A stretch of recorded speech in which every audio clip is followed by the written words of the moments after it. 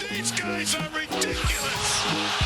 These guys are ridiculous. Now, how about them damn Celtics? And we are back with another episode of How About Them Celtics. Sam and I are here recording on Monday, January 22nd, day after Celtics beat the Rockets, almost had lost to. And you guys are hearing this the day after the Celtics take on the Mavericks. Again, as per usual, you're going to hear our recap of that game cut into this episode. We're recording this at about 1 p.m. We haven't seen the game yet, so we will be talking about that in a little bit. But yeah. How are you today, Sam? How are we doing? We've already recorded Talking Seas today. Go watch that. It's already on the channel. But Doing good. A little Chilling. hungry, but I had a snack, and after this I'll eat and write and then record again and watch the game and then record again. Oh yeah. A lot of StreamYard action today. Yes, sir. Yeah, a lot of stuff to do, but Get our money's worth. yeah. All right. Well, in that case, let's throw it on over to the Celtics-Mavs recap. All right. Thank you to our past selves for throwing it on over to us. Sam and I are here at 11 after the Celtics win over the Dallas Mavericks, swept their back-to-back in Texas, wins over the Rockets and the Mavs, who are fully healthy again. Luka Doncic returned from his injury last game against the Lakers. They lost again to the Celtics back-to-back against the two rivals. 119-110 win for the Mavs. Jayson Tatum, Jaylen Brown led the way. Jaylen Brown finished with 34 points, 3 rebounds, 4 assists. Jayson Tatum, 39, 11, 5, 3 steals, 2 blocks. 2 blocks for Jaylen Brown, too, by the way. Jrue Holiday, big night from 3, 17 points. Derek White did not have it as much, but he still made his impact as Derek White does. 17 for Jrue, like I said, 7 and 6. And then Luka put up, as you can imagine, Tim Hardaway Jr. also decided just to be electric in this game. He didn't miss many shots either, but good win. Very good win for the Celtics on a back-to-back. Yeah, very impressive from the Celtics. They kind of came out of the gates looking like me and the boys playing Sunday ball, but it turns out they got their heads out of their ass and really played well from the second quarter on. Even the third quarter, though, it wasn't perfect, wasn't awful, and they did let Dallas get kind of close at the end of the game, but closed it out, responded well. Really, really happy with what I saw from Tatum and Brown today. Neither one of them shot particularly well from 3, but did a great job of forcing the issue where it was working. Wow, 19 free throws from Tatum is kind of crazy. Missed 4. Yeah, you got it to the line. Yeah, these guys hate making free throws. But good on him for forcing it and getting to the line, because I'm all for that. Like, I'd rather see you. I mean, I hate watching missed free throws, but I would for sure rather see them do that than miss a bunch of threes because they're just settling. He did a great job. Obviously, anytime you have 39 and you're shooting above 50%, I'm going to be happy. I also thought his defense was fantastic, especially to close this one out. He was all over the place. He was making things difficult on guys, and just inspired basketball from your 2 star players in a game that was up for grabs, especially down the stretch. It got to 7. I think after they were up, 15 in the fourth? They had a decent-sized lead in the fourth, and it trickled down to 7, but they closed it out. Also, shame on Jason Kidd for fouling. It was like a minute and 15 left. He's fouling. Like, what? Yeah. You wanted a chance, man. They didn't have a chance in that one. Action. Another good assist game for the Celtics. They were swinging it well. 26 in this one on 41 made baskets. That's pretty good if you ask me. They had 31 against the Rockets too, which again, good ratio there. They haven't had below 20 assists in game. They've only had that like 1 salt, 2, 3. They haven't had it in a while. I was looking through. Jays were awesome, like you said. Got to the line. They forced the issue. Not only that, they forced an issue in a game where the refs were very hesitant to call anything in the first half. Like the refs were being very loose with the whistle, not in like a bad way, but they were letting the guys play. Jayson Tatum and Jaylen Brown made them call these calls because they got to the hoop and they got into the teeth of defense and they forced them to make a call because there was so much contact. So credit to them for that. 4 assists, 5 assists for Brown and Tatum respectively. That's great. You love to see that. Pritchard, good game off the bench, didn't shoot particularly well, but 7 rebounds, 6 assists. He was crashing the glass super well for them. Just a good all-around game and one that you would want to see after a tough win in Houston on the second night of a back-to-back without Kristaps Porzingis and O'Shea Brissett. Sam, sorry, my bad. But good game. Very good. Well, they did this in like a impressive fashion too. Like yesterday in Houston felt a little different. I don't know if it's because we didn't see monster games from Tatum and Brown. I know Brown had the triple-double. But like scoring wise, where they could take over the game and really have it in the palm of their hand, controlling everything. And it was Porzingis that had to step up in the fourth quarter. Today, those two guys spearheaded the closing of this game. Tatum brought it on defense. He got out and ran in transition, and Jaylen made the tough shots. That's championship level basketball from your top two players. And the calmness within the rest of the team was also extremely impressive. To circle back to Pritchard, he did have like a crazy impactful game without shooting particularly well. He literally had like the same off shooting numbers that Hauser had with 7 rebounds and 6 assists. Yeah. Hauser made a 3. He made one. Come on. He did. He made one. And he was 1 of 2. He just didn't really have a lot of opportunities today. But I really get excited when we see Pritchard do the extra stuff because I just think he's a little different in the sense that he's got that ball handling, shot creation ability. And if he's able to tap into that a bit off the bench, this team is going to be that much more dangerous. He's kind of stepped into a role where he's doing just about what Malcolm Brogdon would do to a lesser degree. He's not 6th man of the year. He's not playing to that level. But he's giving the team what they need off the bench. And he's doing it in a way where it's under control. Excellent work. Drew Holiday shooting 12 threes on 13 shots is kind of weird. He made them. He was open.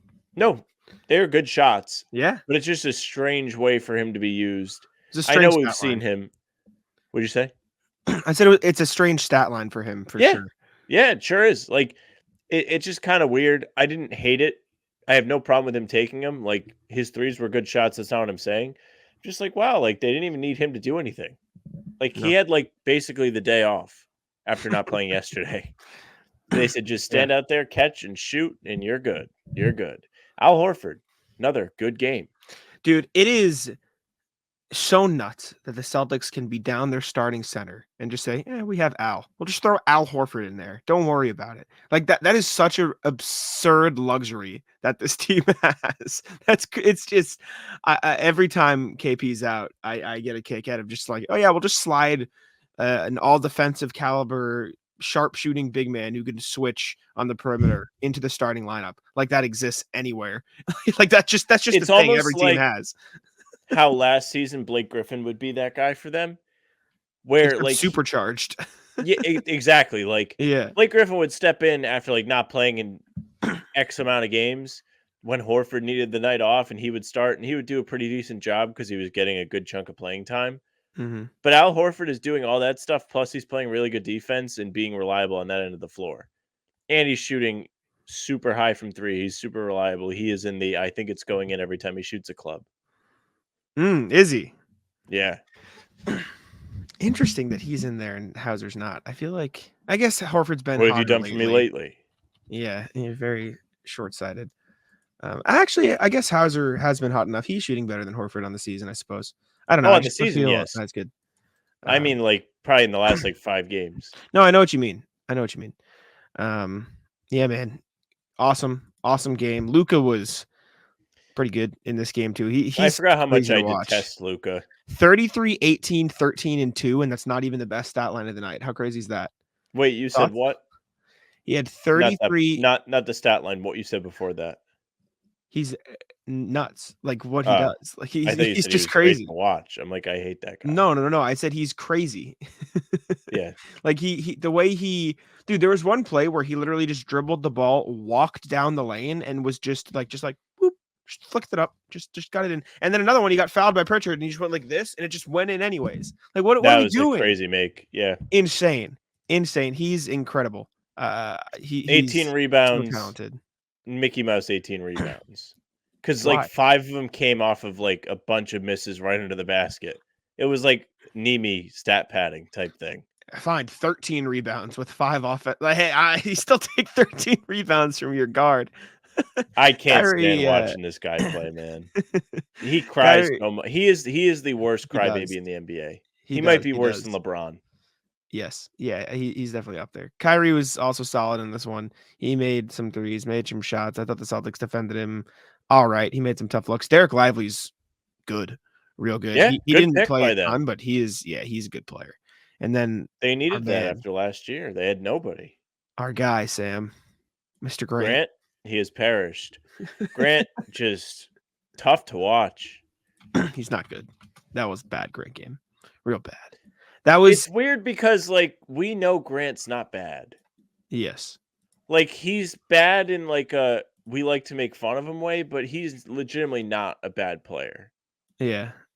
I'm just gonna play this on the screen real quick. Let's Just see. we can talk through it, but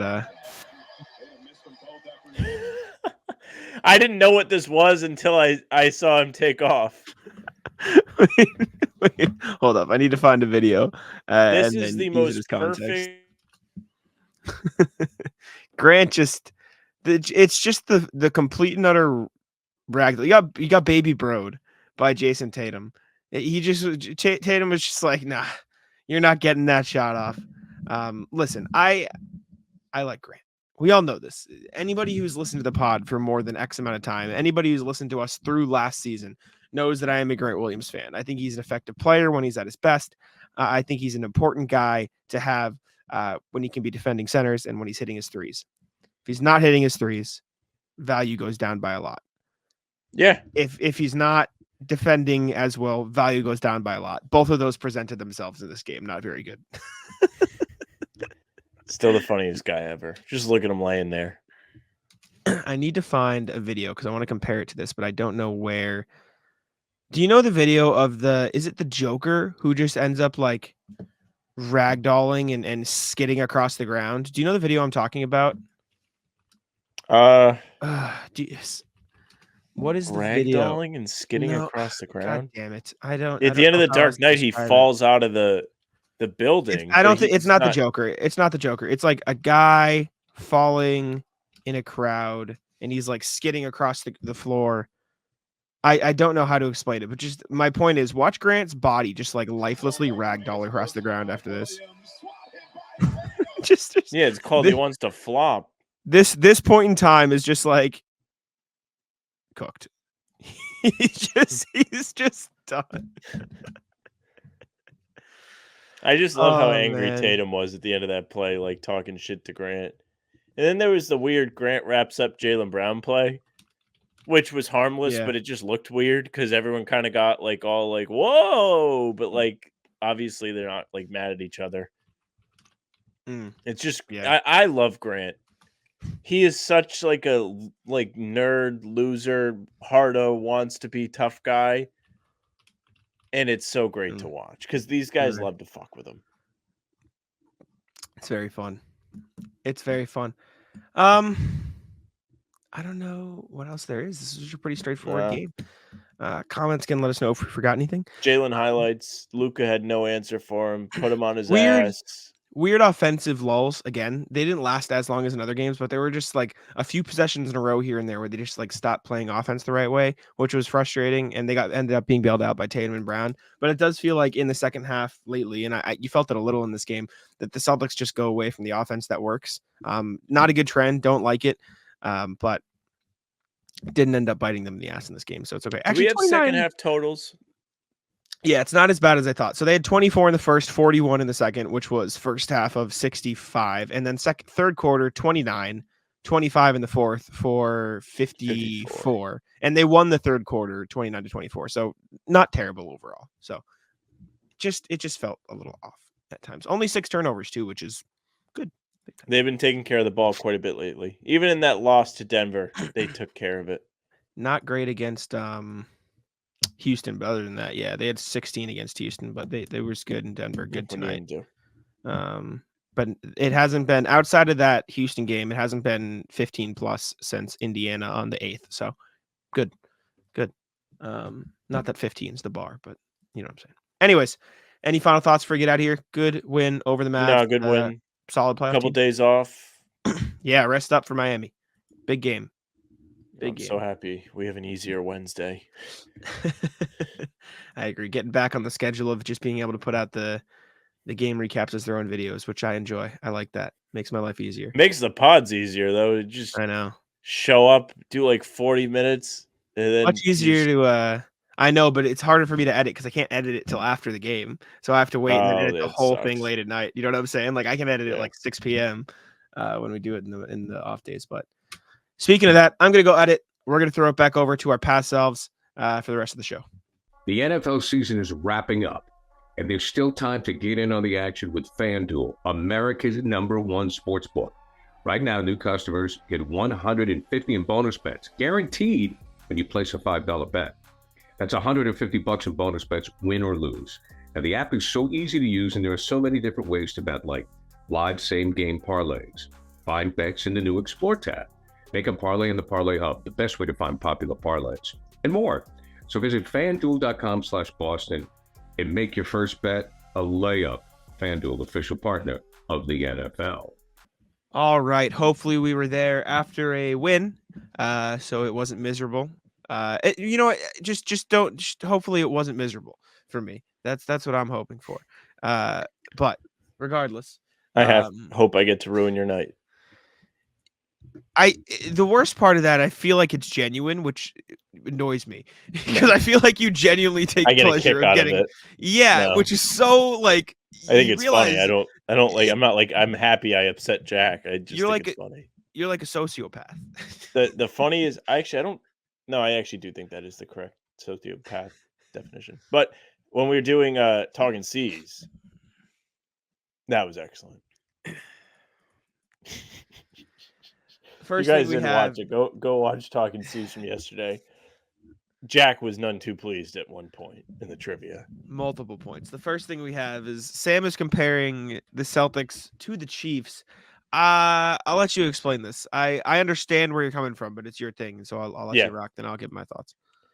So the Celtics are playing tonight. Yesterday, the Chiefs played and they won. They beat the Buffalo Bills, and they made their 6th straight AFC title game, which is the NFL equivalent of the Eastern Conference Finals, pretty much.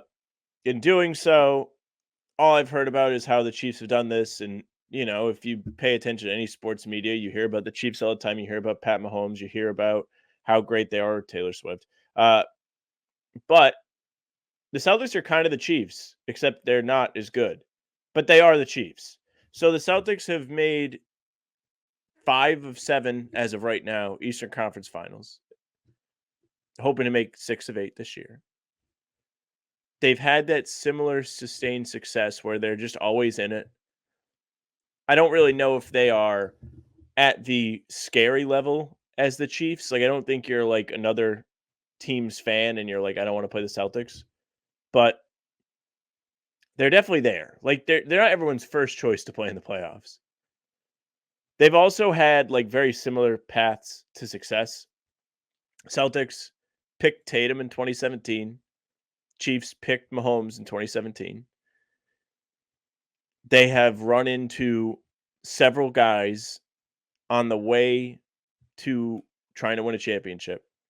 First, the Chiefs had Brady, which everyone around here knows. Brady beat them in 2018 in the AFC Championship, then beat them in the Super Bowl a couple years later.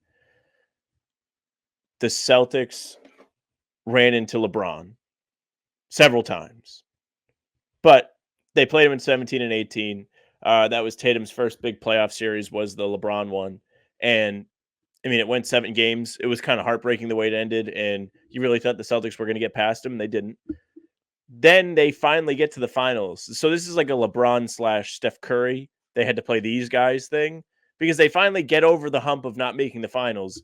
And another one of the game's greats is there waiting for them, Steph Curry, and they come up short against him. So Kansas City's equivalent of those two is just one guy. It's Brady with 2 different teams. So kind of 2 guys. But they had that too. So not only do they have guys that like they really couldn't deal with, but they've also had guys that they can always deal with. For the Chiefs, we saw it yesterday, they always beat the Bills. Is this the 3rd time, 4th time that they've beaten the Bills in the playoffs with this current like group on both sides? That's a great question. I can look it I up. think it's I at don't least know. 3. A lot of times. 3 times. 3 times. So 3 in the past 4 seasons. So like a lot. 3 in the past 4 years. Okay. So the Bills are the NFL equivalent of the Philadelphia 76ers. Same colors, same round. They always lose in the second round. Actually, did the Bills make the AFC Championship last year? No. I know they lost to Kansas City, but I don't know if they got that far. You asked me a lot of questions about football. I'm I sorry. can rattle them off about basketball, but no, it was the Chiefs Bengals in 2023. Okay. So yeah, second round merchants is Bills. Bills also looking like the Sixers in that fashion. Bills have Philly made the did- AFC Championship once though, so They they're did. I Okay, guess they better did. than the Sixers. But Okay, but they yes. always lose. They still Yeah. always lose. Yeah. So like if you're a Chiefs fan and you see that the Bills are going to come up in the next round of the playoffs, you're laughing. And there's probably like 5% of Chiefs fans that are like, well, maybe this is the Bills' year. Like they have to beat the Chiefs at some point. That was me last year with the Celtics Sixers. Did not appear to be the case. But if you really want to dive deep into that, Bills lost 2 heartbreaking games against Kansas City last year. Was the overtime one where they just like needed to get a stop to win the game, and Kansas City got a field goal in 13 seconds. Then this year they missed the field goal. Philly lost games 6 and 7 last year to Celtics. Same thing. And then yeah, I mean that's pretty much it. But there's like a lot there. It's kind of weird how similar they've been. The Celtics just don't win. They don't finish the job. And they very rarely actually make the finals. I was gonna say, yeah, the big difference there being the Chiefs have actually won two championships. They play football. They also do play football. That is a big difference. I see it though. I see what you're saying. I wonder if the better example would be the Bengals right now, because they haven't had the same sustained success, but they have made the finals. They did lose, and they have made multiple conference championship appearances. They have, but it hasn't been I as know they made consistent. both. Oh, because they lost last year. They made the one where they won. That was it though. So it's only 2. So it's not exactly the same, but they have also not won. But yeah, no, I definitely see the comparisons. The Chiefs' sustained success is very similar to the Celtics. And then I don't know if you even talked about the players, but like Tatum is he around the same age? No, he's younger than Mahomes, but he's younger because of the college rules, but they got drafted the same year, 2017. Yeah. So you want to do celebrity fans? Taylor Swift and I think the Chiefs take win. Your pick. I think the Chiefs win, right? Celebrity fans for sure. They have another big celebrity fan who I'm forgetting. Is it isn't Jayson Tatum a big Chiefs fan? He is. He's from Kansas City. Yeah, okay. And so is the guy from Modern Family. Oh yeah, Eric Stone Street. Eric Stone, yeah, Eric Stone. Another one. Yeah. I think they beat, so they definitely win the good pull, Jack. Thank you. Good show, Modern Family. Eric Stone Street's awesome too. He did I know him because he did a gag. There was like a prank where he dressed up as Andy Reid and went to the practice and started walking around and messing with the Chiefs players. But anyways, no, I definitely see the similarities. I know you're writing about it for Celtics blog, so I'm sure you'll go into detail and explain it even more there. But it makes sense, and I do think it's relevant with the Bills once again, or the Sixers, I guess, once again losing. Yeah, maybe the Bills Sixers Liberty Ballers article is really where they should be going. Someone should bring that up. Poor guys. Brutal. But yeah, I think it's all. There wasn't much Celtic stuff. The Mavs game is going to take up a majority of this, but we can jump on over to the email here. But first, we do have to do some what's poppin', and I will also say, Sam, there was one what's poppin' comment, so we have one. That's it. Spin the wheel. We got to respond. We got to remind people. Comment what's poppin' on the video for a chance to win a $10 gift card to Incognito. Please comment what's poppin'. This time, however, let's spin the wheel and see who's winning. Who's it gonna be? He has been begging, and so I didn't feel bad for it being one person because Dave has desperately wanted to pop in for a while. Dave was in the stream last night, so he's earned it. Dave, you know what to do. Email us at hbtcpod with your name and phone number. We'll get you hooked up, get you a gift card for Incognito. Anyone who has been wanting to win this must be in shambles that they didn't do it this time. I know. Like, this was the time to play. Mm-hmm. And again, a reminder, put a comment down below. What's popping for a chance to win a $10 gift card to Incognito? Anyways, let's jump on over to the emails, see what y'all have to say. You can email us with your thoughts at hptcpod@gmail.com. We'll start with the GOAT, RJ. Wow, long one. Catch my breath here. What's popping? A mid-season NBA rat list. We'll go one by one so I don't die. I like this. I'm in. Lack of air. Afternoon, guys. 41-0 would have been nicest after the Denver game. Beating the defending champs would have been nice. World peace would. You get the drift. I'm not terribly upset about last night's game. It's a playoff edition game. The Celtics learned some things about themselves. One thing I noticed in the third quarter was the Celtics just play better when they start possessions, treating everyone equally in the offense and let the ball find the open man.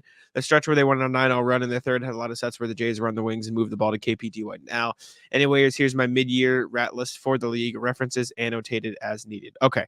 Again, I'm going to go one by one. So I don't all the way in now. So I don't lose my breath. Thank you, RJ, in advance. The pose. You know the one. The guy takes a three and stands there with the shooting arm up, wrist bent, regardless of whether the ball went in or not, ignoring the game action. Could you get involved in the rebound action or get back on defense? No. You're too busy posing for your ESPN TNT close-up. Close seconds, the after dunk flex, the flop and whine while the game is in progress. A lot of flop and whine on the Celtics. Or a lot. I don't mind the after dunk flex as long as it doesn't impact the getting back on defense. I'm fine. I'm okay with. I understand the pose. However, I feel like I haven't noticed the pose that much. Have you noticed the pose? Not as much by the Celtics. You know who does do it? Ironically, Derek White. Derek White poses a lot after the shot, but he mostly does it. Pose. He mostly does it when there's a timeout, though. So I don't think it impacts his defense. So I think the point of the rat list here is when it impacts your ability to get back on defense. So completely understandable. Fair. All right. Next one. Dubious technicals. The NBA doesn't want people to hang on the rim. That's fine. Don't want to show up the refs. That's fine too. Give players a verbal warning for the first one and move on. Whistling guys for trying to control their descent from a dunk is ludicrous. Yes. Agree. No argument. Referees are just invested in neck braces. They've got stock in whatever company makes them. They're like, please break your neck. Please break your neck. Please break your neck. I mean, the Tatum one over Peyton Watson was insane on Friday. That's crazy, yeah. Flying down the court in transition, loud dunk. He's going super fast. He's just supposed to let go. How is that safe? Mm-hmm. Was it the pull up on the rim? I guess. Like, if you really want to be like that was the thing that he shouldn't have done, I guess like you could do that as a taunt. But I don't know. Let's make players not dying the priority instead of no showboating. I think the pull up thing was also. I don't think he saw where Peyton Watson was at the time, so I don't know if he knew if Peyton Watson fell or came down. So he's probably just pulling up to take a look and then get down. You know what I'm saying? That's very fair. Like that was definitely part of it. I think it was lame overall because he's not fucking. You want him to be actively looking for if there are players below him when he's dunking the ball. That's stupid. Anyways, I think the NBA really just wants guys to like fall on their necks. Of all the things to be picky about, I think it's dumb. I agree. Next one from RJ, the perpetual what foul guys. Yeah, the refs blow it sometimes, but you have much more credibility with them if you aren't doing your best Alfred E. Newman impersonation after every whistle. Yes, you got hit on the arm. That was you with the fistful of jersey on the pick and roll. Stop looking so shocked. The asterisks. Alfred E. Newman was an iconic character from Mad Magazine. Look him up while I sit here and feel old. Okay. Do you know who that is? Did you know that before you said that? I did. No. Yes. Yes. Agree. Celtics do it too much. Tatum. Yeah, I know who this is. A lot of palms up from Tatum. Yeah. Yeah. It's bad. I agree. It's whack. Get back on defense.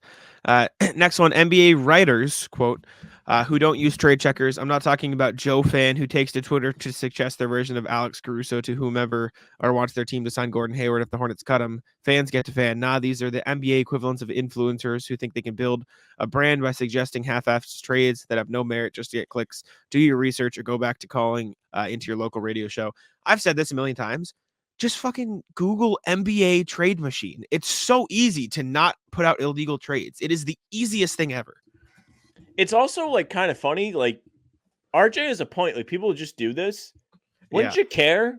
Like you don't want that attached to your name. Like I wouldn't want someone to go to an article I wrote and be like, "Hey, dumbass. Yeah, that doesn't actually work. You can't do that." Yeah. Like I would never post something that I didn't know was actually valid. I've had it happen before with very minute things. Like I'll use Fanspo and it turns out like the Mavericks actually traded or the pick they have in there is protected, so they can't trade it. So I've like included that type of thing.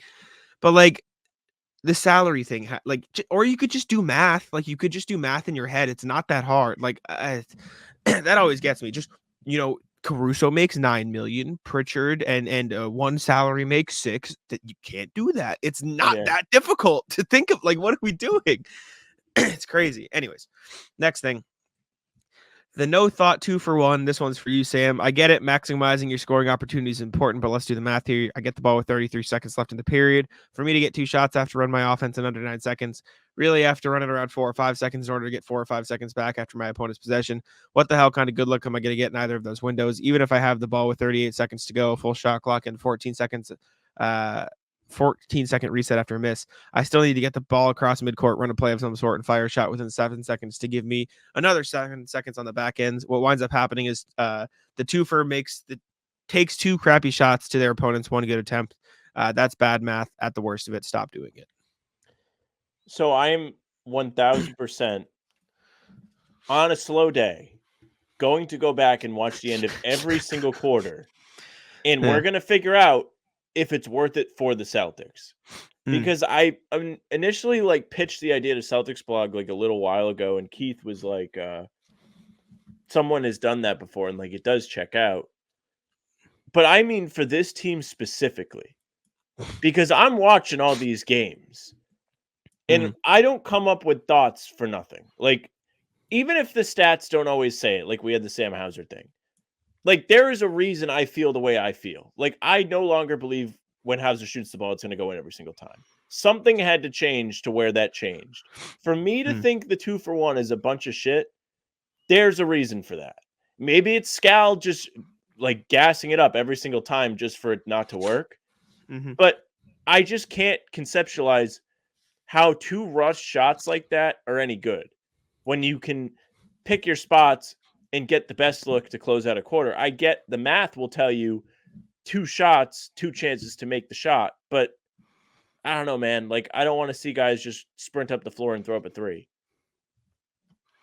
I understand what you're saying. I stand on the math. I know it hasn't been great this season. I still think like it's fine and they're okay with it because I think Joe Mazzulla has emphasized a lot this year, like realistically as not math as it is, like in those very minute specific scenarios, the more shots you get up, the better, right? Like you outshoot your opponent. Like that's how they've approached threes, right? They don't shoot the best percentage in the league, but they take a lot more and they make a lot more than everybody else. And it works out that way. So it's been bad this year at times. And I don't think you're crazy for thinking that. I'm curious to know if you actually do end up looking into it and seeing, but I think I swear to God, I am. It's going to happen. But last thing on the 2-for-1, there's a read the room situation with the 2-for-1 because the close of a quarter is extremely important.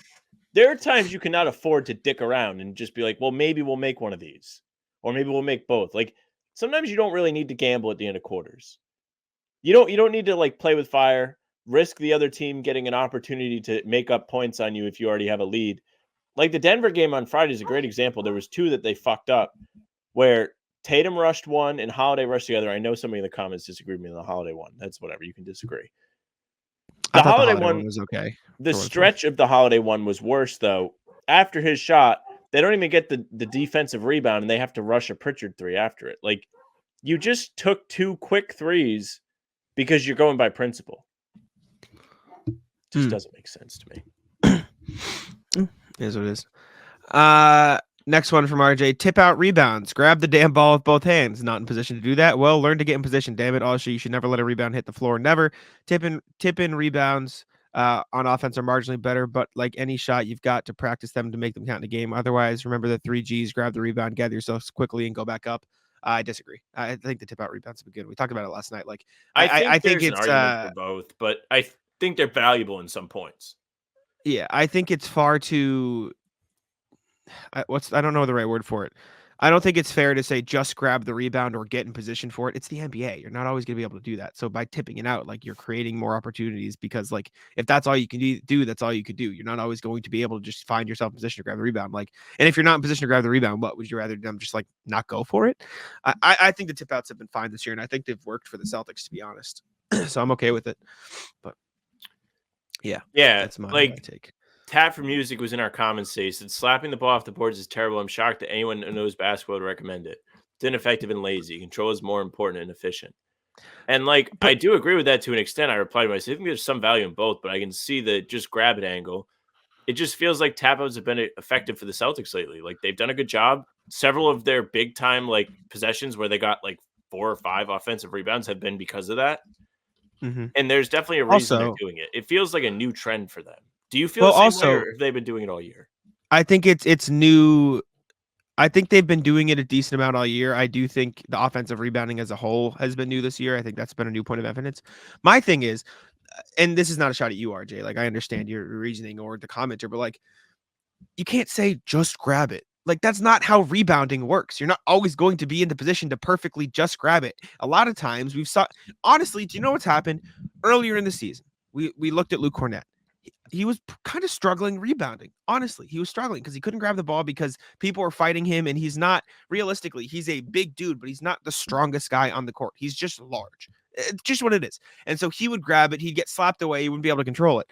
By being the tallest guy on the court, he can get to the ball first and smack it out in a controlled way to the guys on the perimeter, right? And I think that's why it's working better to some degree. And so I think there is value to the tap out rebound. Obviously, you would rather them grab the ball and control it. That's not what I'm saying. If you have if Luke Cornett has box out and has it, grab it first, obviously. But I don't think they are replacing easy rebounds with tap outs. I think they're tapping it out when they cannot grab the rebound. And I think that's unfair to say just grab it. If they could just grab it, they would. These tap outs are not in place of the normal rebounds. They are in addition to them because they can't always be in position to do it. And for what it's worth, the corner crashing the Celtics have emphasized, they will go in and try to get it. But with that much momentum and other guys already in position, sometimes the slap out is the only thing that's available. So I do think there's value to it because I don't think it's instead of grabbing it. I think it is in addition to grabbing it. And that's not being accounted for with these arguments. Yeah.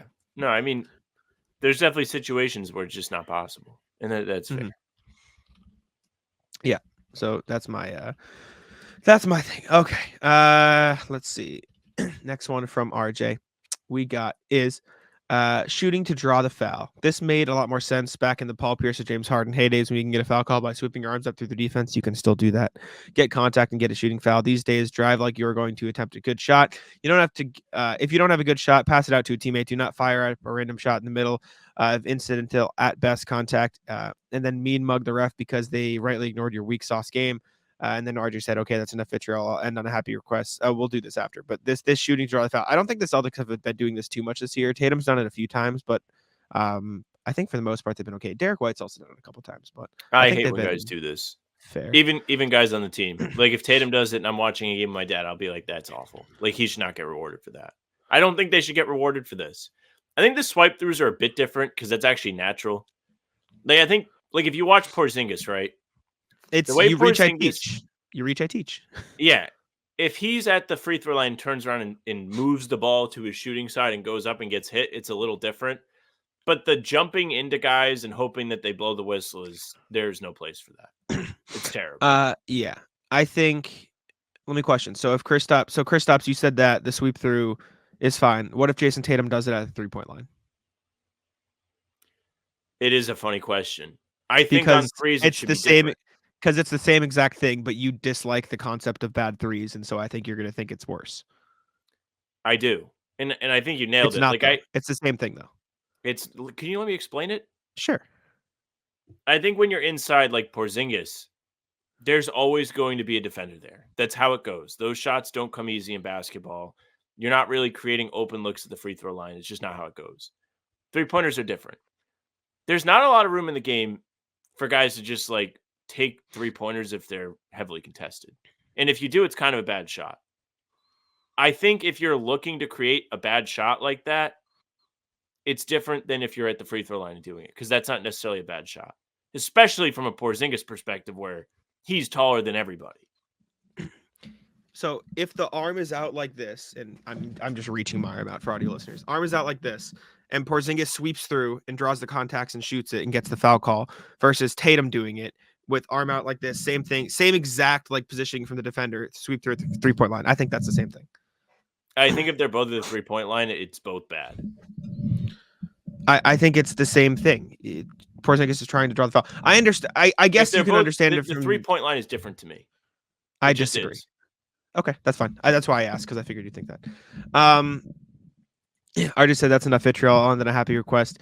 I will say, actually, I understand it a little bit, because I do think there's probably a better likelihood that Kristaps will make it regardless at the free throw line than the 3-point line with Tatum. So I guess I can understand it from that perspective, but I do think the concept of going to draw the foul purely like without trying to make the shot and just going for the foul is the same concept, regardless of where you are. I also think Porzingis just shoots like that. I don't think so. He shoots like this. He does, but like this. He often brings the ball as a sweep through, but like that's what he does. Like that's his post move. Like you're not really turning and posting up at the 3-point line. Like Embiid does it in the paint too. Like he swipes through and gets guys' arms caught. I think the shot quality thing should matter. It should matter. Last thing from RJ. Okay, that's enough vitriol. And then a happy request. Do either of you have the screen capture from when KP leaned down and kissed D White's bald head in the third quarter? It was priceless. Be well. We posted it as a short on the channel. If you'd like to go check it out, RJ. We predicted it. Sam said there's more space for D White to kiss, and then look at Kristaps Porzingis go. Hey, more surface area on the bald head. Got 6,800 views on the YouTube short, so go check it out. Nice. All right, next thing from I think RJ had another one. Yep, 12 hours ago from RJ. What's poppin'? Too legit to quit. This was after the Celtics-Rockets game. Happy Sunday evening, guys. A double dose of Celtics victories today. Up north in Maine, the Lobster Lads, still electric. Good name. Lit up the baby heat, 131-125. Even without Jordan Walsh, JD Davison. Even without Jordan Walsh, JD Davison, who had 36.7 rebounds, 10 assists, and Drew Peterson with 30 points, 8 rebounds, 3 assists, led 5 main players in double figures. Peterson was also on fire from deep, going 6 for 8. Maybe we'll see both of them get some time with the big club later this year. In Houston, it was interesting to see what Ime Udoka cooked up and how the Celtics responded. Appeared that the Rockets were selling out hard on Tatum and Brown, willing to commit 2 and even 3 defenders on them, while other defenders were shading into the passing lanes rather than guarding players to frustrate them both. So Coach Mazzulla countered with the lineup equivalent of pulling the chair and sat both Jayson and Jaylen for the last 5:30 of the second quarter. The result, both left the Rockets confused and got the Celtics moving the ball more crisply, closing out the half on a 19-12 run. The second half was more of a slog, but everyone found ways to contribute. KP got 32 points and avoided fouling out. JT offset 4 for 17 night from the field with 9 of 12 at the line. Brown and White each collected 11 rebounds, while JB posted a triple-double. Not a pretty win, but a win nonetheless. Also, shout out Luke Cornett. And yeah, the win is a win. That's where we stand. A win is a win. Got the win at the end of the day. Shoot in the Luke Cornett there. I double checked the screen. I was like, did he write that? No, he didn't. No, I said it. And shout out to Luke Shameless. Cornett. Yeah, of course, shameless. Luke Cornett's a beast. I think the Ime wrinkle is interesting to this, though. Yes, I agree too. I was just saying I will unabashedly take any chance I can to praise Luke Cornett, because I think he gets an unfair amount of hate, and so I got to offset it somehow. But Fair. I do think the Ime thing is interesting, and I think to something that we've both been talking about. Please credit Joe when he does something good, and not just bash on him when you don't think he's doing something good, even when you're wrong. Credit Joe for his adjustments in that Rockets game. I think he was great. And not only that, but a lot of people who bash on Joe said, I wish we had Ime back. He outcoached Ime objectively. He just did. So what do you want? I mean, come on. All right. Next email from Ryan Hall. G League. Quick question, boys. Is it me, or do you think that there's guys in the G League that you'd prefer over Svi, Bait, and Stevens? They're basically unplayable unless it's a blowout, and I feel there's better guys who could fill a niche role. Sucks we can't get rid of the players if we wanted. Much love, Ryan. Maybe there's better guys you'd rather take a chance on, but I don't think it's the fact that the Celtics can't depend on these guys, et cetera, and they're not unplayable until it's a blowout. They just are the worst players in the team because the Celtics have a really good team, right? Like they're not playing because they're unplayable. Yeah, they're not unplayable. They just don't play because they're not good enough for this, to play in this. They're unplayable on the elite Celtics rotation. Yeah, they'd play on a lot of other teams. You know what I'm saying? There are teams out there, like Svi Mykhailiuk would probably be able to play on the Lakers. Sam, I had this exact conversation with Bobby and Cam at a game recently. It was like, how many other teams do you think Svi would be in the rotation for? And they're like, I don't know. He can't play defense. I go, I bet the Lakers would play him. So 100%. I agree. 100%. Yeah, it's like LeBron needs shooting. Trot him out Yep. there. And then if he's bad, Yep. you can be like, this guy sucks. He doesn't play defense. LeBron needs more help. Sure. Yeah. I just don't know how much better there is out there. Like, what are you to find? Like, there are definitely guys in the G League who you could take a chance on and aren't good, but a lot of them are on two-way deals. Like the Celtics found Drew Peterson, so credit them for that, right? Like there are stuff like that, but I don't know. I don't know I'm if pretty those okay guys with are who they ready yet down there, though. Like Jordan Walsh didn't look ready. Drew Peterson definitely doesn't have the body to play. No. I'm not saying. I didn't mean the Celtics two-way players. I meant like there's a lot of players in the G League who That's played all right. well, but a lot of them are on two-way contracts with other teams, i.e., the Celtics couldn't get them, right? Like so, it's not like a lot of amazing players are available. The reason I bring those guys up is like you can pick out a lot of G League players and you pick something. This is why this guy's not in the league. This is why that guy's not in the league. Mm-hmm. With those two, those are two glaring things that just stick out. It's like they're just not ready. Like Jordan Walsh isn't ready. Drew Peterson's not big enough. Walsh really isn't either. So those guys would get abused. It's the fact of the matter. It's why they do have a G League system. May not get NBA opportunities. But to Ryan's point, there's still something there with a lot of these guys. There's no point in having them not play basketball. There's obviously a great place for them to develop and then maybe be in the league when someone decides it's time. I agree. There I was just looking at some what happened? Right, the inflammation is back. Oh, Kristaps is out. Why did we get a Woj tweet for it? That's weird. I don't know. Let me tweet it out. I'll beat Woj. I won't beat Woj, but interesting. It's got to just because he played a lot of minutes last night, right? Probably just back to back. Yeah, I'm big not. test for the Celtics coming up now. They have to be without their best player over the weekend. Very weird for It's not that weird. They haven't been playing him back. No. Woj tweet is weird. Oh, the Woj tweet. Yeah. That's what I was trying to say. I was looking at guys in the G League just to see like, is there anybody? Is he right? Like, could there be people? And I found someone. I was looking for bigger. Kenneth Faried. I was looking at bigger forwards. That reminds me, RJ tagged me in a video. They caught up with Kenneth Faried in the G League, so we'll have to watch that maybe at some point. Not today, but didn't Justin say he like told him about us and he was like respect? Yeah, I think so. Something like that. Shout out Justin. Justin lives in Mexico City. I was looking at the G League guys, though. I was looking like, they probably want bigger forwards because they have a decent amount of guards already. There is this guy, Andrew Funk, who is shooting well on high volume threes, but he's not shooting well from the field. And I found this guy. I'm like, 46 from the field, 42 from three on 8.8 threes, 6 rebounds a game, almost 4 assists. This guy's pretty good. Justin Jackson. And that should tell you all you need to know about G League players. Like, tough. You know what I'm it's saying? Tough to judge them off stats because the competition is just different. And I will also say the reason a team like the Heat, and this isn't a shot at the Heat, it's a credit to them. The reason a team like the Heat is able to turn them out because they don't have like a set rotation every single year like the Celtics do. So they have room to give these guys minutes to develop them. And then they find the guys like Haywood Highsmith, like Duncan Robinson, like Max Strus, like Gabe Vincent, like because they are able to give them significant minutes on a team that's just good overall. So I think that's a big difference to note as well. So and Spoelstra's probably got something to do with that too. Yeah, of course, he's amazing.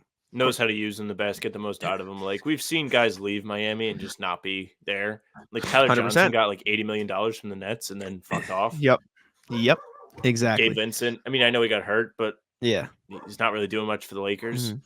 That kind of thing. Last email from Philip. Between a drip and a flood. Hey, fellas. First off, have to thank you again for the huge amount of content you pump out. I appreciate your occasional inside the NBA style mixed with solid analysis.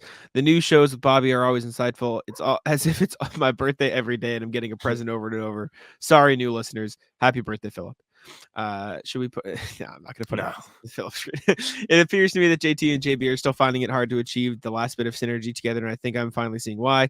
I believe the problem is how both players tend to barely drip in their contributions for a period of times, and then proceed to flood their contributions right after. At times, JT is just hanging around on offense, the drip for minutes, and then at times while Brown cooks. At other times, JB is taking every dribble and every shot on multiple possessions in a short time period, the flood. You see what I mean? Oftentimes, the Jays aren't offense threats at the same times, and we see them struggle. It seems to be during those times as teams are able to focus on the one active star. If they could put themselves between the innocuous strip and the inefficient flood, there would be a much better result. More passing, better spacing for better shots, and more consistently. It would simply be harder for defenders and their coaches to stop us. In part, this is why I think White has had such a high impact on the team, because he is conscious of using all the team's weapons when he controls the point, as where maybe the Jays are more drip flood. Am I daydreaming, or do you think there's something to this? All the best, Phil. P.S. I daydream a lot, so don't worry if you wholeheartedly disagree. I definitely see the point, because it does feel like there are a lot of times in games where it's like Tatum time, Jaylen time, Tatum time.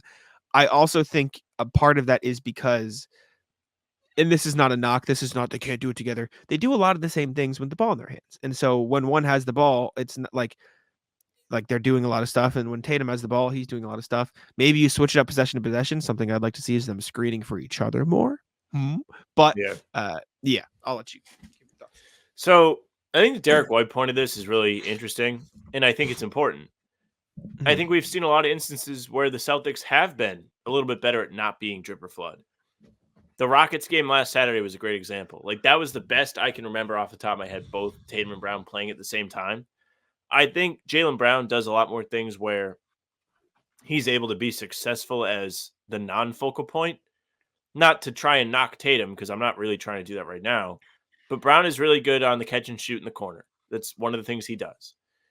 At least it's a strong dose of his offense, right? He's also pretty good on cuts. Tatum doesn't do a whole lot of cutting. He doesn't do a whole lot of catch and shoot. A lot of it is because of the defense just not leaving him. Like, he's always going to be the focus of the defense, so he doesn't have the luxury of being able to, like, thrive off the ball. Unless you're running around like a chicken and your head cut off like Steph Curry does. It's just not going to happen. But I do think Derek White is super important. I think Porzingis is important. And I also think the low post, whether it's Porzingis or Tatum or Jaylen, is important to this stuff. That allows the Celtics to offensively slow it down, make the defense panic for a prolonged period of time instead of just on a drive. And it's a prolonged version of the driving kick. Then you can help everyone feast while one strong scorer is able to create. It shouldn't be the offense at all times, but I think it's a really good option for late in the game. Porzingis was a good option in the Houston game. We've seen Tatum do it. Brown had 10 assists the other day from making the right decisions. I think that's a big growth point for him too, and I know Bobby pointed that out earlier today, but thinking about it, he's really right. Yeah. No, I do think it's important for them to get everybody involved. The team's too good for them to have the ball stick too often. And I think they have been better or good overall at that this year. But these last two games have really brought in what's wrong? When really it could just be two rough games, right? Like, it happens. It's January. Like, if there's any time for it to happen, it'd probably be right now. So it is what it is. Better now than April and May. Absolutely. I'm not too worried. Anyways, let's jump on over to the NBA standings check-in, see what is cooking up around the league, see who's playing well, see who stinks, and see how the Pistons are doing, because, of course, let me share the NBA standing screen. The Pistons back to the basics, 2 losses in a row for them. In fact, the entire bottom of the East losing, entire top of the East winning. Cavs have now won 7 in a row, Philly 5 in a row. However, I saw somebody talk about, the Cavs are the hottest team in basketball right now. They're cooking. And then I saw someone post their schedule. Washington, Spurs, Nets, Bulls, Milwaukee without Giannis, Atlanta. So good for the Cavs. Context is important. Both can be true. So they're Phrase tweeted out the Cavs schedule, and it was like, please be serious. just all those terrible teams they're playing against. The interesting part of this to me is the top of the East, like, everybody is winning. But the only teams that have gained a game on the Celtics in the last 10 are Cleveland and New York. The rest of them have no, it's not even either. They've literally lost ground. Milwaukee has lost 2 games over the last 10. Philly has lost 1, and they're on a 5-game win streak. So good for the Celtics. Even though it feels like they've struggled lately, they apparently have not, and they've done a good job at keeping the rest of the teams at bay. It's just a nice, perspective thing. Yes, I'll say this. If 7-3 is struggling, you probably have a pretty good team. You probably have a pretty It is kind of struggling, though.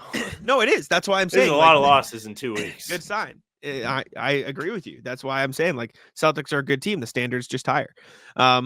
Bulls have won 2 in a row. They just can't get over that 500 mark. Magic 4-6 in the last 10. They have come down from their early season Utah Jazz-esque high. It's not the same thing, but you know what I'm saying, from last year. Wizards still suck. Pistons still suck. Nets, Raptors, Hornets all still suck. Hawks still suck. Pacers lost the trade. Yeah. 0-2 since landing Siakam. This is true. They are, in Abs. fact, 0-2. Time to They'll blow it figure up, out. buddy. They'll figure it out eventually. This Out is west. like kind of important though. Like, because we did the Siakam video, right? And we were like, it's January, whatever it was when we did it. It was like right after it happened. There's like a month until the trade deadline. They have a little bit of time to gauge whether they want to push even more chips in on this year's team or to wait and see what they can do in the summer. Now, I don't think 2 losses is the end of the world. There's going to be growing pains, but if it continues, that could hinder them from wanting to go all in. Potentially. I think it's just, like you said, growing pains. We'll see what happens. They'll be fine. I'm not worried about the Pacers. Not that you care about how well they do. Out west, top of the West, Timberwolves just lost, however, 2-win streaks for the Thunder, Nuggets, Clippers. Plus OKC. Yes, they did. That's correct. Suns have won 5 in a row, 7-3 in their last 10. Clippers 8-2. They're the hottest team in the West. Jazz still 7-3 in their last 10, despite losing 2 in a row, which is crazy. Spurs won a game. There we go. I think they beat the Wizards, so it is what it is. But any win for the Spurs is a win. So they take Yeah, he that. did because Wemby killed Bagley, which I learned this morning. Yes, I didn't see that clip. Have you seen it yet? No, but Bobby was talking to us about it. No, I know. I'm saying I haven't watched it. Should we watch it? Should we Let's pull see it if I up? can find it. Yeah, I got this freeze frame is insane. Okay. Oh, this is perhaps the craziest freeze frame I've ever seen in my life. Okay. Oh my God. Oh, okay. So I saw this freeze frame, but I did not see Marvin Bagley. That's how much lower he is than Wembanyama. This is insane. Wembanyama also looks like an alien. He looks like a big grasshopper. Dude, he's freakish. He's gonna win a lot of titles. I asked Bobby and Cam this the other day. Do you think when the Spurs were in town, I said, do you think we see this finals at some point? I.e. Wemby versus Tatum. I hope so. Yeah. Is that because you think Wemby will make the finals and you hope Tatum's still making it by the time he's Well, if we them? see the finals, it means the Celtics will make it at least one more time. You're right. Okay. Is there a video? I want to see the video. Here it is. Oh my God, it was a charge. Boo. Oh no. Boo. All right, Not the same. Was a charge. Yes. It was a charge. Crazy that went in though. Insane that this went in. Yeah, that was. Do you think the charge rule needs to change? No. Watch the bench first. Watch the bench clear out. Because I don't know. Like, that's not how you defend a dunk. I think certain charge rules needs to change. I'll give you an example. This specific play right here. Let me go back to it. This play, absolutely fine. Nothing needs to change. Want to know why? He was here the whole time. He never left this spot. It wasn't like Tyus Jones stepped into Wemby's lane to draw a charge. This stood his ground, was there the entire time. He has a right to be there because he was always there. That's a charge. This is a very good, like, on-the-fly take. Mm-hmm. Well, I've thought about it before. And you want to know why I thought about it? Let me pull it up. I can find one so easily. I'm hoping. I just think because I know exactly what I'm thinking about. I think the sliding over, like when someone's in the air, is weird. Like if you're playing actual, like I always go to pickup, but like I feel like that's one of the more pure like forms of the game where everyone kind of just plays like honest, real hoops. Like nobody's taking a charge if you go to the basket, and if they do, it's kind of lame. Yes, I'm not saying you should never take charges in the NBA, but what I'm saying is the situations where it is inappropriate do not happen if you play pickup basketball. Correct. Let me find a way. I think this is the play I'm thinking of. I have a specific play in mind, or at least a specific player in mind that I'm hoping to find an example of. I'll just say it's Aaron Nesmith. The way Aaron Nesmith draws charges is wrong. No. It's incorrect. Yeah. And this isn't, I dislike Nesmith. This isn't, I like think this. he is whatever. I just Make think it all those things. What he does, I think is dangerous. Because his is not and I'm hoping I can find this, and I'm hoping I'm thinking of the right player. His is not the stand in one place, find it.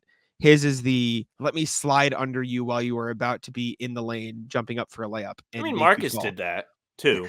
And like, I think it's the wrong way. Point at other people. Sure. Like, No, yeah. Marcus does it. It's dangerous, man. I don't think you should be able to slide over it should be. What is the exact rule right now? Do you know off the top of your head? No, I'm not a rules guy. I think what it should be is if you are at all moving when the player gathers the ball, block. Automatically a block. Does not matter. It is a block. You can't move. You can't step in there. You have to be in your spot. Yeah. You can like shuffle your feet a little bit, but you have to be in your spot when the guy is gathering the ball for it to be a charge, like Bagley was on this play. It is kind of funny, like but- you mentioned it like that. Yeah.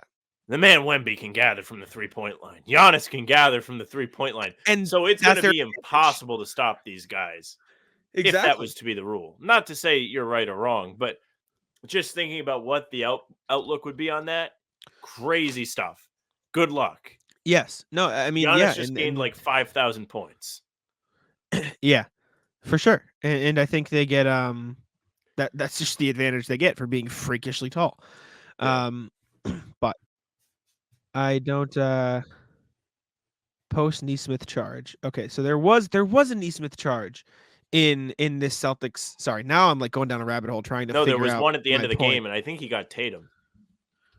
Tatum, which they played the Pacers so many times. It might have. I think it was the in-season tournament loss. I just sneezed. Sorry. It's okay. I like that you called timeout. I know. Well, because I was like, okay, I found one. This one's iffy. This one's on Derek White. I also the think there in-season should be tournament some subjectivity to charges. Meaning, if I'm going to call back to a non-charge play to this, so bear with me. But in a situation like you saw on Friday when Porzingis went over Jokic's back and knocked him down, look at those two gentlemen and tell me if you really think that Jokic is going to get knocked over by Porzingis like that. No way. So I think to that point, like, as sucky as it is, and this could help even out the balance of this, right? Because we're talking about guys being able to take long strides and take advantage of a gather. But somebody like Giannis should just not be able to take a charge unless it's like Embiid. Like, I'm sorry.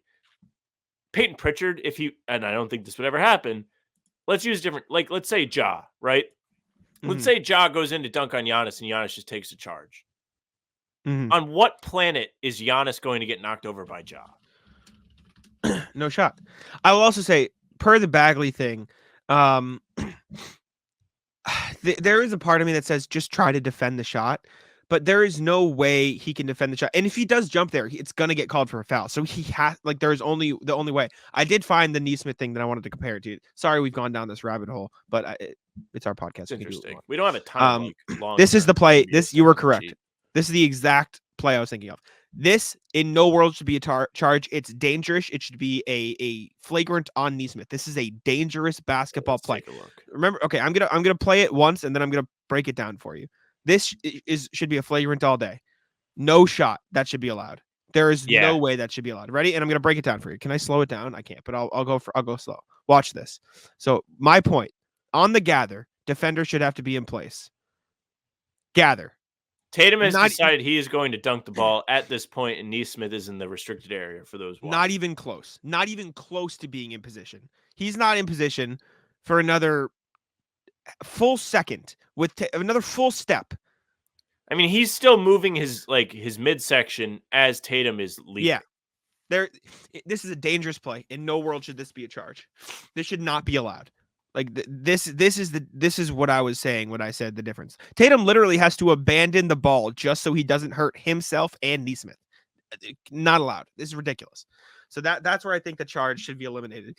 I don't think the charge should be completely taken out of the game because I do think like then offensive players could just do whatever they want. Like Giannis would be able to have free reign, but other situations where I hate the charge. I hate the pass charge. I hate when guys pass the ball and then get called for a charge because they were on a driving kick.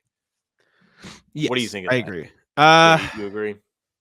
To some degree. I think it's similar. Like if Giannis is going full barrel to the hoop and runs into somebody, but just happens to pass it out, like that's still probably a foul. You know what I'm saying? If like somebody is full blown running at you and runs through you while you're in position, I think it's the same thing. It just depends on when you gather the ball to make your play. That should another be the non-charge situation. I'm sorry, if you're shooting a floater, you can't draw a charge on a floater. The whole point of the floater is that you stop and you don't keep going. If somebody tries to take a floater and someone's in front of him and falls down, not a foul. Or I it's agree. a regular foul. It's not a charge. I think I saw that too when I was looking at the Derek White one. I think Derek White was shooting a floater. Let me double check this. I just say like these are the kind of things like I find myself saying when I watch broadcasts. Like that cannot be a foul. Here it if is. You're trying to stop by taking a floater. It can't be a foul. Ready? Let's break it down. I'll play it and then we'll break it down. Shouldn't be a charge. What are we doing? Like, ready? Watch. Let's take a look. Derek White has the ball, puts it on the floor, pump fakes Turner, dribble, gathers. Neesmith is still jumping into his spot. Gathers the ball. He's not in his spot. In the restricted area on the gather. Derek White, he has no space to land, by the way. He also jumps forward. Yes, he's jumping into Derek White on this play. Derek White has no room to move. So Derek White is jumping vertically for the floater, but Neesmith is under him. This is a flagrant. I truly believe if you are jumping under somebody after they gather the ball, it is a flagrant foul. Well, if you're going to make it a flagrant on 3-point shots, it should be a flagrant on this. Like exactly. Should not be able to do 3-point shots, I understand the freak ankle injuries happen, and I do understand why it's a rule. But your like odds of getting hurt way higher on a floater like that than a 3. Yeah, can't do it. So I'm glad you brought that up. That's I do agree with you. Yes. Maybe instead of the hanging on the rim. Maybe we should focus on something else. All right. First NBA thing we have Dejounte Murray update, new news, something, whatever. D'Angelo Russell, Dejounte Murray update. Shams says that Atlanta is looking for a third team to help facilitate any trade that would send Dejounte Murray to the Lakers. Quote, it is centered around D'Angelo Russell, a 2029 first-round pick, and a pick swap, I'm told.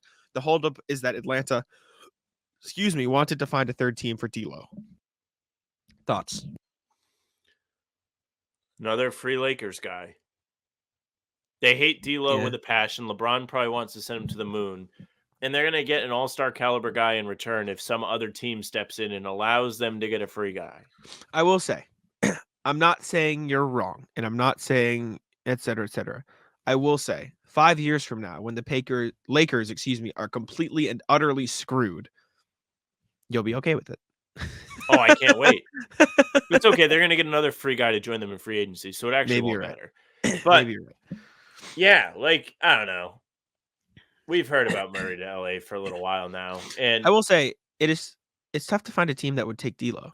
And you want to say, oh, the Nets. Hard to make that deal happen, realistically. Because look, the entire point TPEs out there. No, nobody's got. Would the Knicks take him and give up Fournier? D'Lo? Well, I don't know if you'd just be getting a worse quickly, right? Effectively, and they just trade it quickly for like a guy you don't use.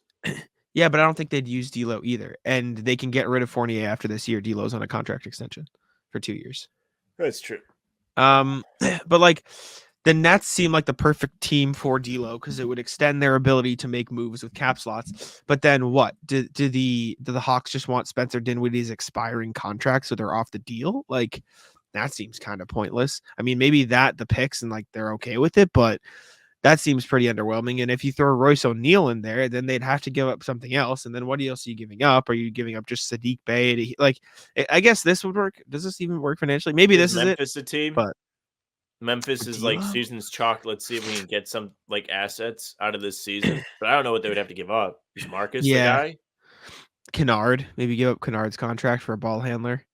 But then I guess, I don't know. D'Lo's weird. I don't think he's a bad player necessarily, but I think he needs a very specific team. Does Miami want D'Lo if they can't get DeJounte? I think they just bypass the Lakers though and go for DeJounte Murray themselves if I'm them. So that's where it gets I would weird, like neither of these teams to have DeJounte Murray. All right, let's reset. Maybe the Pelicans. Should the Pelicans go get him? You want my honest opinion on DeJounte Murray? I'm going to stick with the Spurs. Like I think the Spurs should just go get him. I agree. Get him back. He has a chance to go out there, be the guy for himself. I don't hate the Pelicans, though. He said he'd welcome it, too. Did you hear that? I mean, who's going to see Wemby and be like, nah, fuck that guy. Well, no, he said it. He said, like, someone asked him, he goes, yeah, I mean, I'd welcome a trade. Pop's like a father to me. Like, something like that. He's like, yeah, I love Pop. Pop's amazing. So, of course. Which is Pop. And they have that really tall guy. Yeah, the 7'4" freak who's gonna be the best player. Yeah, they have this really tall guy that can do all the same things as me. Do you know what? I saw on Twitter a couple weeks ago that I thought was insanity. Someone tweeted, "You know what's crazy? This might be the worst Wemby will ever be." That's terrifying. You didn't think about that, did you? That is very true. How scary is that? That doesn't make you feel good, does it? You know what's even more crazy? The West has him at the worst ever and the Thunder. I say not my money, not my conference. Not my conference. Not my conference. See you later. How many over under? What's the number? Over under 2.5, maybe 3.5 conference finals that are Thunder Spurs. 4 or more. I'll go over the 3.5. It's crazy. These two teams are hate each other. Yeah, it's gonna be great. I love a rivalry. That's gonna be something I enjoy. We'll get to that later. Don't worry about it. Next thing we got is the Raptors looking for a first-round pick for Bruce Brown. And I mean, we could do the same speculation. Where does he end up? And Sam's gonna hate the answer. Lakers are probably gonna be interested. Lakers are getting everybody. It's officially January, February time. Lakers are getting everybody. Another team I've seen that makes some sense that Sam's gonna dislike is the Sixers. Would make sense as a Bruce Brown Sixers team. are the one that it's like, yep, it's gonna be them. Yep, because they got the money that you always forget about. That makes sense. The Bucks could probably cobble something together. Just naming East teams. The Heat also could probably cobble something together. I saw something that said the Nuggets would want him back, but again, I don't think they have the money to get that going. So I think that's I'm dead just thinking water. about it now. You know what I'm gonna hate about this trade deadline? Is these teams will do something, and then fans are gonna be mad that the Celtics didn't do anything. Yeah, definitely. Absolutely.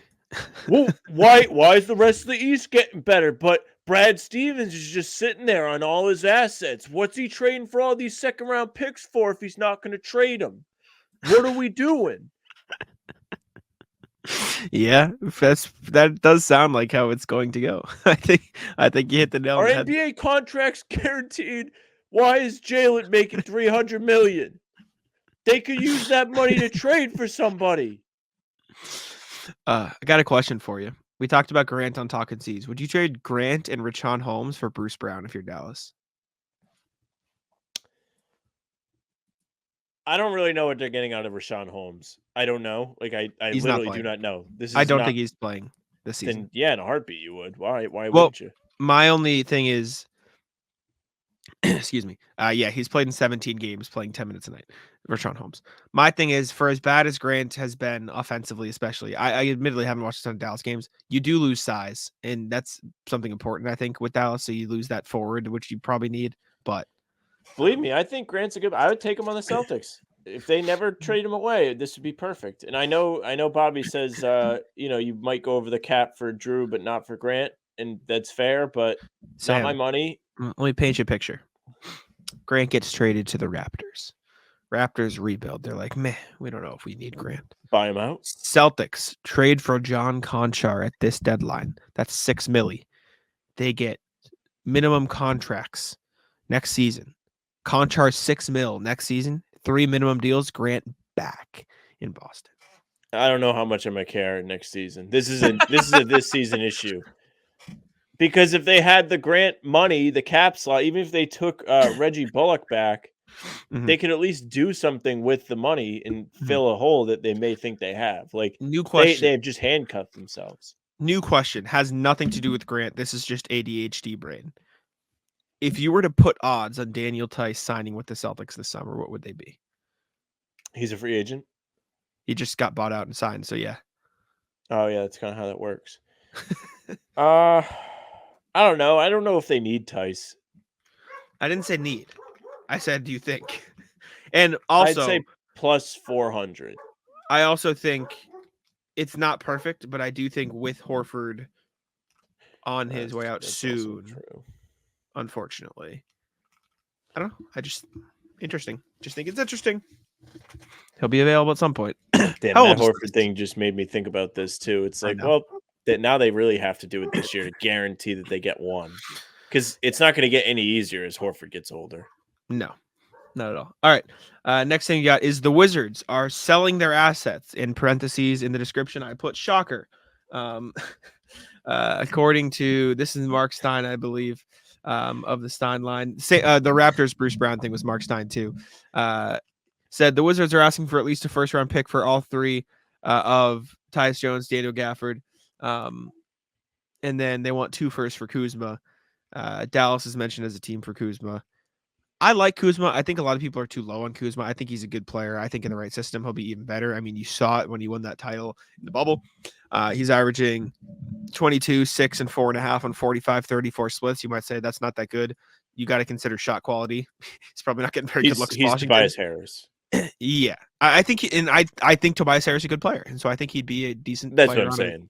He's like a good third option guy. I agree. I think Dallas makes some sense.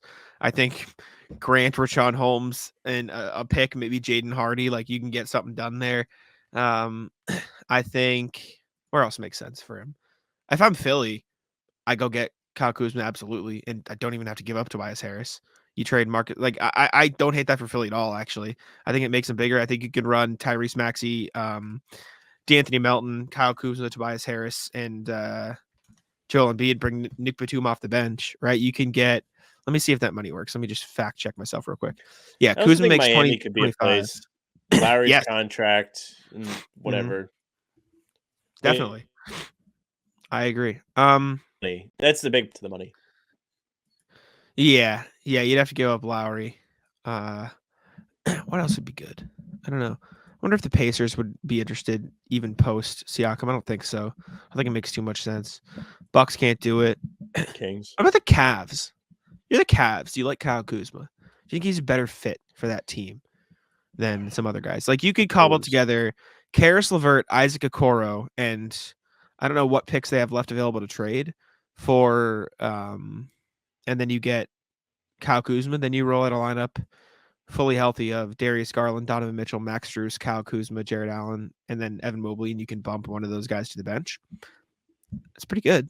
I think that's really good. So I don't know. And he's better George Niang for what it's worth. Better George Niang is assault.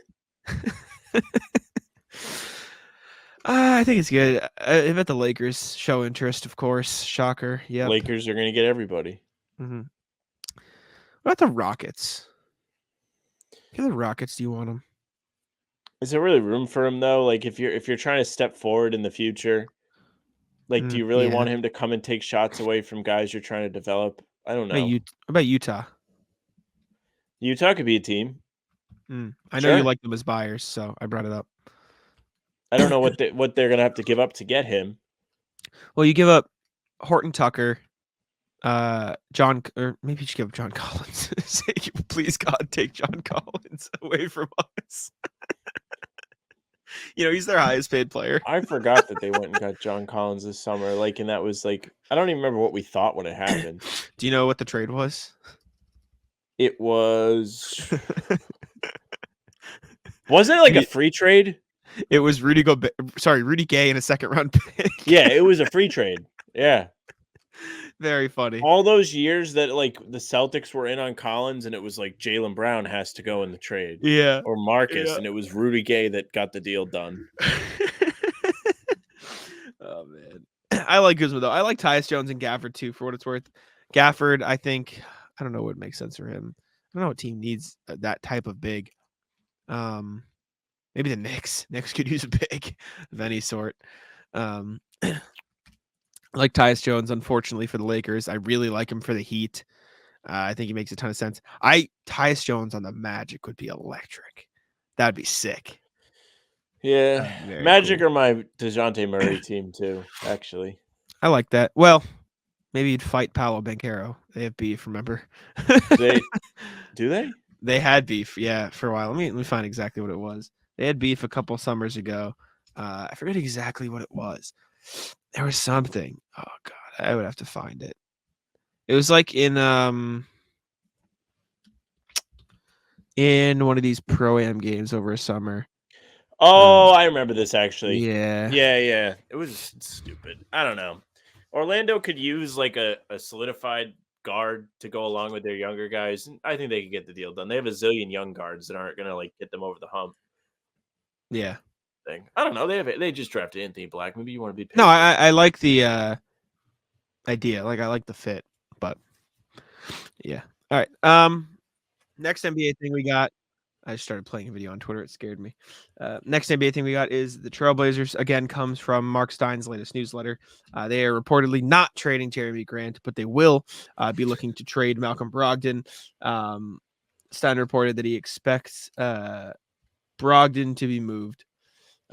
As deadline approaches, expect his name to start popping up all over the place. Knicks, who need a backup point guard, are one team in the mix. Makes sense. I don't know why you wouldn't at least. They'll probably. Like, I don't think Grant's necessarily untouchable. This is probably he doesn't expect him to be moved, but I don't know. Grant, for as bad and as much as people slewed that contract, like I don't think it will be as bad a few years from now when the cap grows. And he is playing like very well this season. Like he's averaging 22, 3.5, 2.5 on 46-40 splits. He's taking Tobias Harris 5.5 threes a game. Yeah, but yeah, I think it's fine. I think contract, stats. Everything. He's a good player. I think he's a good player. Yeah. He's a fine player. Yeah. But maybe not for that money, especially because like that was definitely a ploy to get Dame to calm down and it didn't work. And from that perspective, yes. But I do think, looking at this, it's not going to be great by 27, 28, but I think the cap's going to grow. I actually don't think this is as bad of a contract as it was when we saw it signed. They got to stop growing the cap. I need to know what to feel about certain figures in guys' salaries. I can't keep adjusting. How much do you think Jeremy Grant makes this year? He makes like 35 million.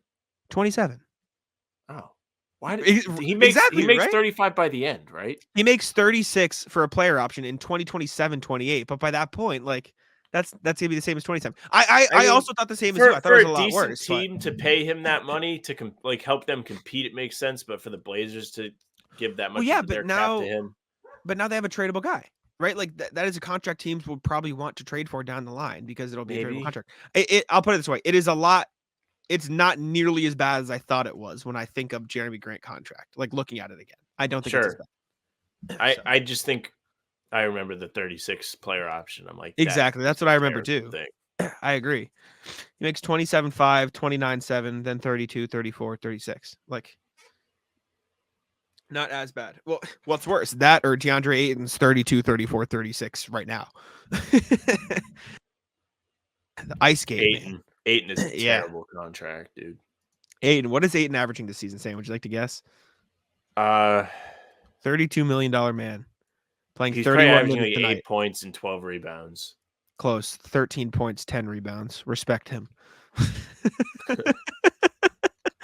But Malcolm Brogdon is reportedly going to get traded. He makes 22.5 this year and next. Makes sense. I feel a little bad for Malcolm that he got traded. I wasn't high on him as other people, but you do feel bad. Like not as bad as Smart, but like he came to the Celtics to compete. He chose that he wanted to be traded here, and then a year later he's out. But Knicks makes sense. Lakers make sense. Sounded like there were some problems there. Heat makes sense. Yeah, for sure. For sure. Would be funny if he'd traded him back to Indiana, but I don't think that'll happen. Send him back to the Shadow Realm. All right. He's already in the Shadow Realm. He has been sent back to the Shadow Realm. If he got sent to Indiana, You're right. He gets sent out of the Shadow Realm. Yeah. I used the phrase wrong. Rescued. I used the phrase wrong. Next thing we got is KD talking about the GOAT debate to AZ Central, which is just Arizona Central. He's confused as to why he's not in the GOAT debate. Said, because I went to the Warriors, why shouldn't I be in that? That's the question you should ask. Why not? What haven't I done? My response, less championships, less MVPs, worse stats. My response, not the best player in your career. Like over the span of him being in the league, LeBron has been the best guy for most of the time. And then when it wasn't LeBron, it was probably Giannis or Jokic. Sure. Yeah. Or Kobe at the start. Like, yeah. Sure. Yeah. Also, less titles, less everything. Like just worse stats all around. Like, and it's not that he's not good. Golden State. I did see something, and I think you'll back it immediately because you dislike LeBron. I saw somebody tweet if KD's Warriors rings quote don't count, then LeBron's Miami rings don't count either. Uh, I don't think it's the same, but I understand the I don't concept. know. It's similar, but it's not the same. No, Like 'cause the Miami thing was like team stacking for sure, but it was like they all like kind of joined. Like it was like an upstart thing. Like he joined something that was already built. yeah, and it took him a year to figure it out for what it's worth. Like, Kevin it wasn't Durant just joining a the thing. Warriors is more like Ray Allen joining the Heat to me. And those are still kind of different. Those are also very different because one was an MVP and one was Ray Allen at the end of his career. Yeah, but like it was joining a rival team after losing to them in a conference finals. Sure, no, So- I understand. It's just there's levels, I think, to those two things. Like Ray Allen joins a Heat team that's already built. Like he doesn't join to be like one of the best players on the team, but he still joins it. Like Yeah, no, I he don't did. know. He did. He ring chased. That's what he did. It's fine. Last thing you put it on here. I'll let you explain. SGA and Anthony Edwards have beef. Please, Yes, break it down. yes. The two top teams in the Western Conference have their top guys going back and forth. So, as we mentioned during the standings check, Oklahoma City just beat Minnesota on one of the weekend days. And after the game, Anthony Edwards was asked about the loss, and he says it's hard to do and win with Shea getting calls. It's hard to shut him down. You can't touch him at any time of the game. It's super hard to beat.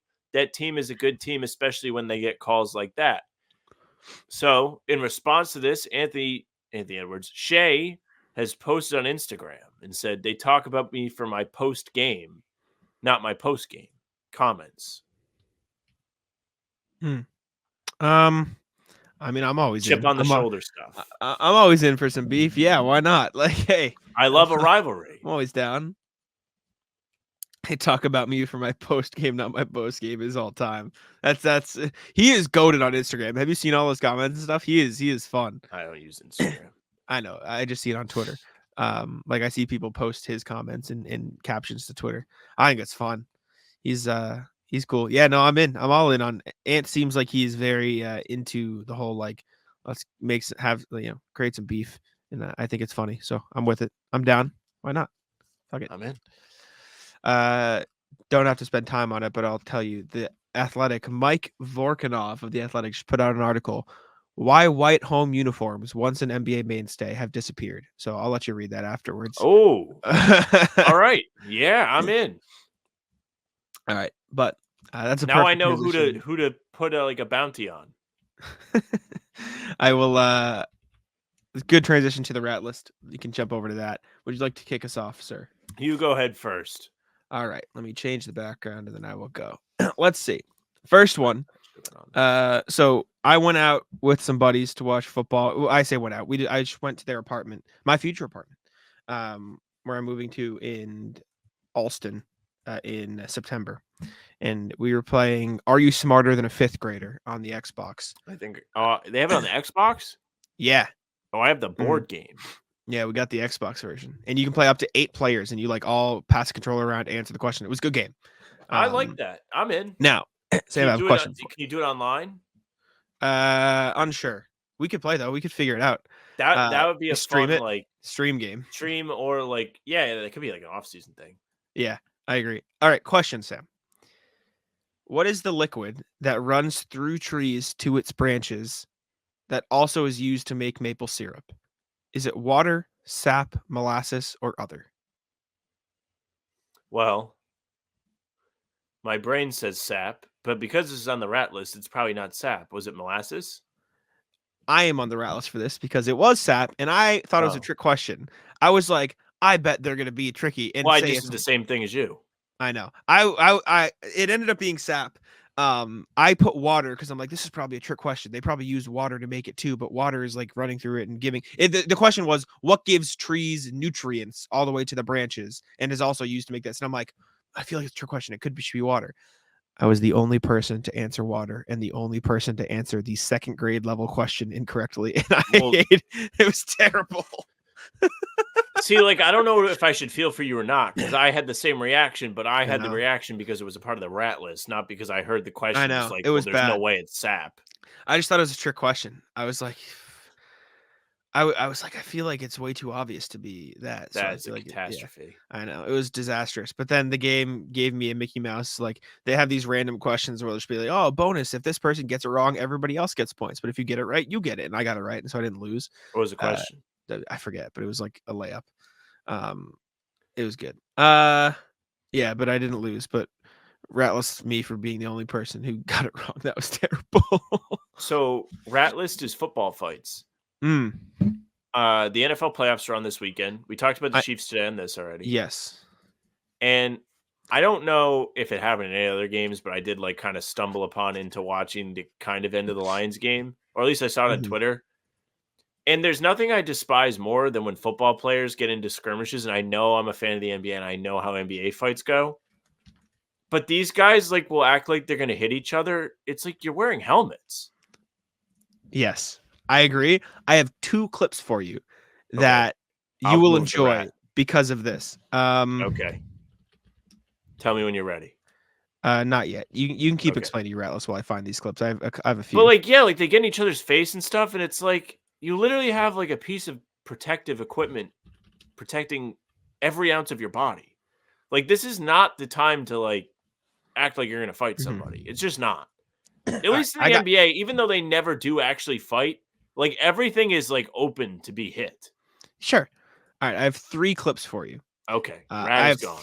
3 football fights that I don't know if they'll necessarily change your viewpoint on football fights because I agree with the concept of what you're saying. Okay, but they are football fights can be good.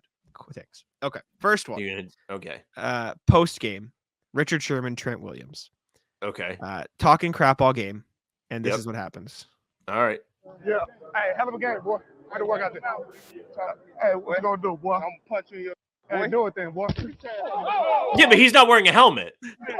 No, sure. That's one. I thought it was funny. Punch you in your face, got him. Then do it. Next one. He's not wearing a helmet. Sure. Next one. Andre Johnson, Cortland Finnegan. Okay. Let's take a look. Let's see. Boss has 3 catches for just 23 yards. He took his helmet off. It was Finnegan getting into that wasn't it. That wasn't it. Okay. There's more. Handoff for Ward on 3rd and 8. And Ward leaning forward. Flags come down. Their helmets are off. Okay. I know, but what I'm saying is like you say they're acting tough, but they got their helmets on. I'm saying sometimes there's no acting. They rip it off and they're like, all right, let's do it. You know what I'm saying?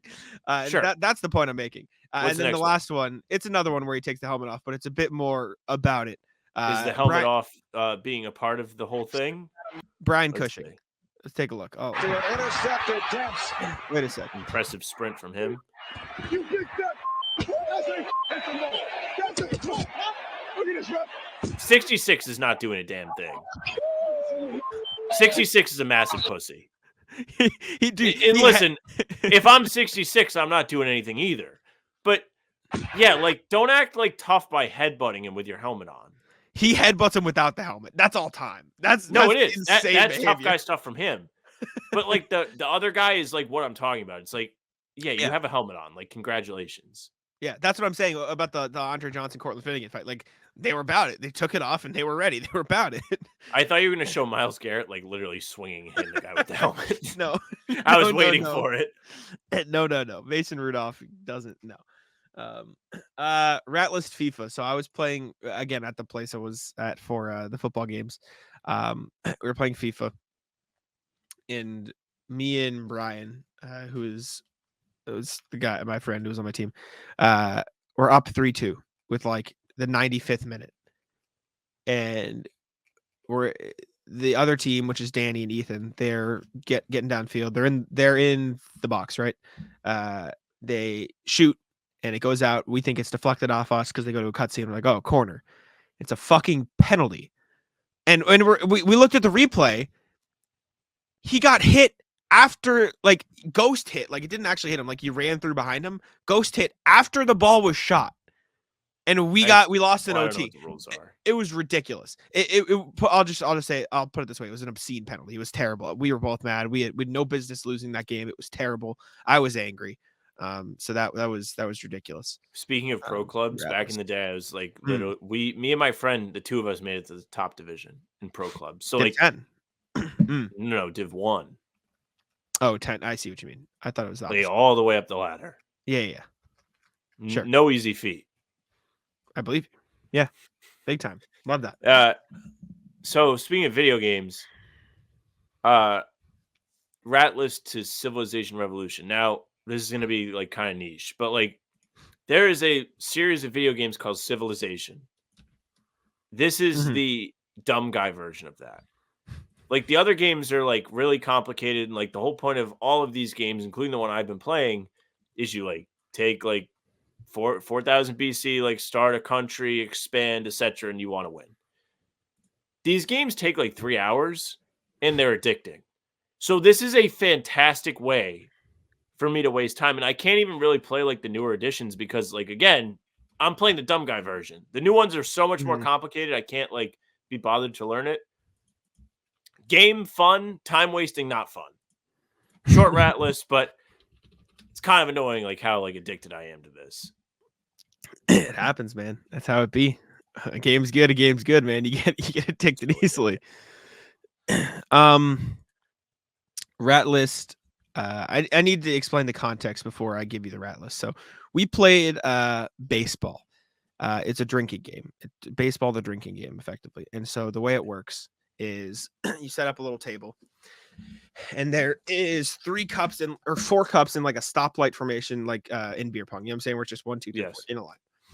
And you play pong, and you get 3 shots. If you miss all 3, you're out. If you miss the cups completely, like you airball the cups, it's automatic out, 3 strikes.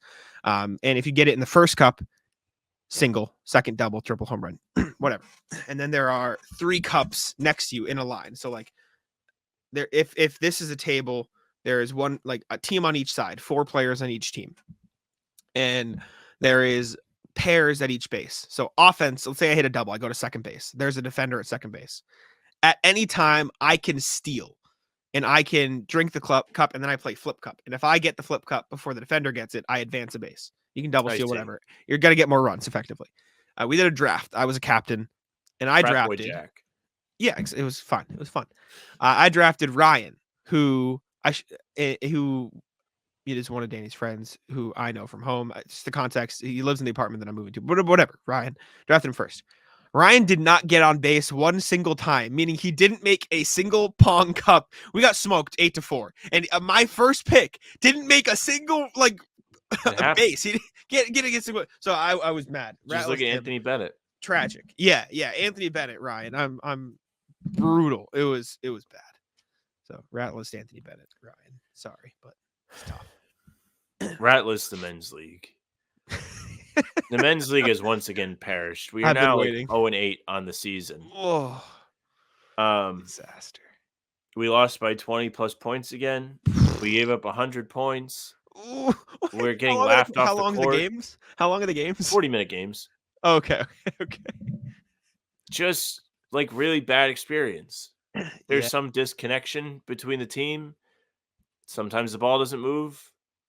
A lot of complaining about the refs who every week just don't make calls for really anybody.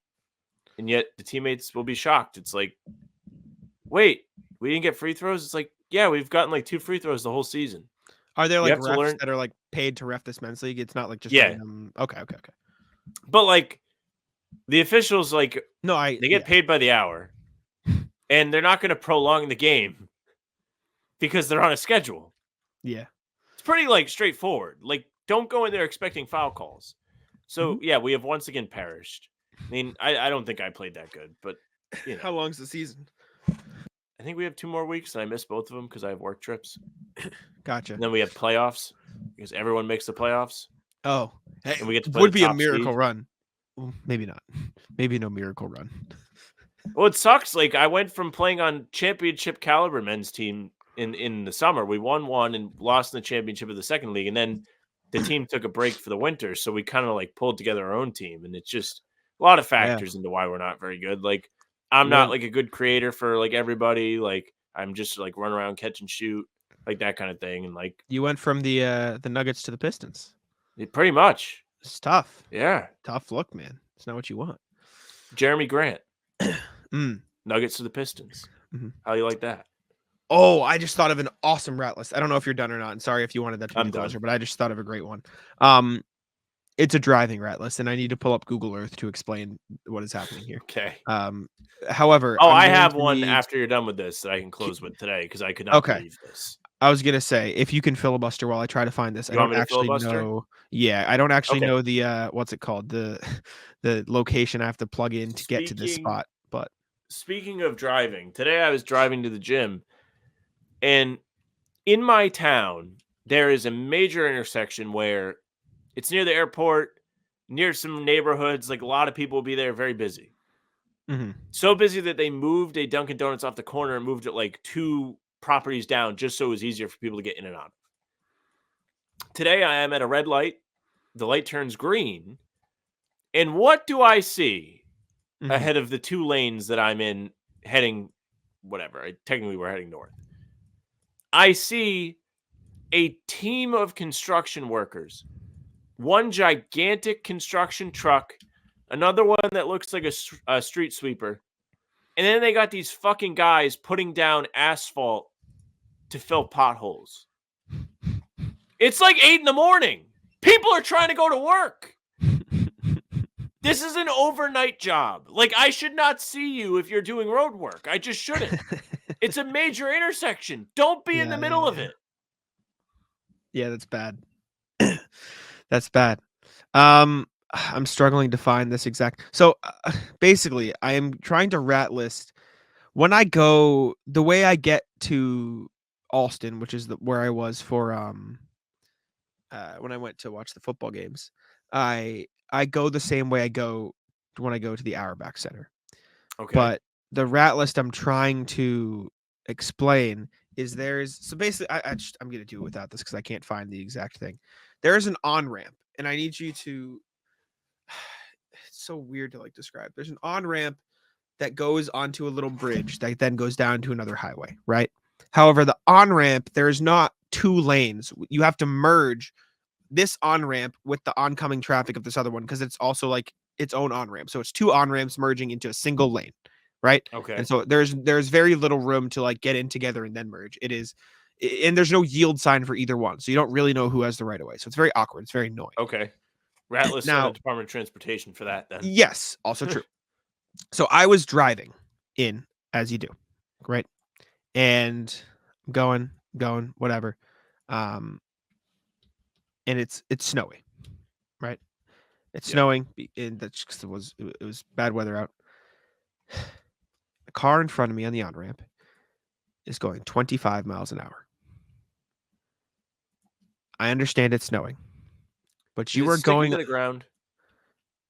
a little bit, not enough for him to be going 25 miles an hour. Put it that way. Like it's a 55. Maybe you go 40, right? 25 is obscene and it's dangerous. The ramp Bad. itself, he's going 25 or like the he's on the highway. So there's a little like side highway to get to this on ramp because it's a connector. This is why I needed Google Earth, but I can't find it because it's weird. There's no like address I can put in to find. I can picture what you're talking about. We have one. It's called 37. It goes like across. You can get to 95 and get to 295. Yeah. Like, but you can take it to get between the highways or to merge, whatever. I can kind of imagine what you're talking about. There's no reason he should be going 25 in this spot. But so he's going maybe even slower than 25 on the on ramp. Like he slows down to get on this on ramp. This is going to be a 2-hour pod. But I know it's whatever. Which then is fine. There's a car coming the other way. And because he was going so slow, I didn't think I would have time to get in front of this other car. So I slow down, and then the other car slows down because he sees us. And so then I end up having to speed up to get ahead of the car, and I get honked at, and my tires start like sliding on the ground because I'm going from 0 to like 40. Yeah. I'm like, so I'm just so angry. And then we're on the road going to the next highway because of the connector thing, and the guy's still going 20. Like, so we can't go anywhere. I was so unbelievably angry at this fucking moron. Oh my God. It was infuriating. And then I had to like sit behind him on the next highway for a bit because it was packed. I was getting so fucking heated, man. It was unbelievable how ridiculous this guy's driving was. Terrible. Anyways, that's all I got. I'm mad I couldn't find the what's it called? The Google Earth, but it is what it is. Anything else? No final rat list for me today. All right. We'll wrap it up there. Thank you all for tuning in. We appreciate it very much. Like Sam said, this is going to be a very long show, but if you listen to it, we appreciate you. Thanks for tuning in. Make sure to subscribe to How About Them Celtics. Leave us 5 stars and follow us on Spotify, and then on Apple, please leave us a review. Would be very nice. Please don't call me Genki. Please, just please. Would be appreciated if there was no Genki there, which I do still see a Genki thing, but that's fine. Thank you all for tuning in. I'll let Sam wrap it up. Hey, thank you very much for listening or watching. If you're watching, make sure you subscribe to our YouTube channel.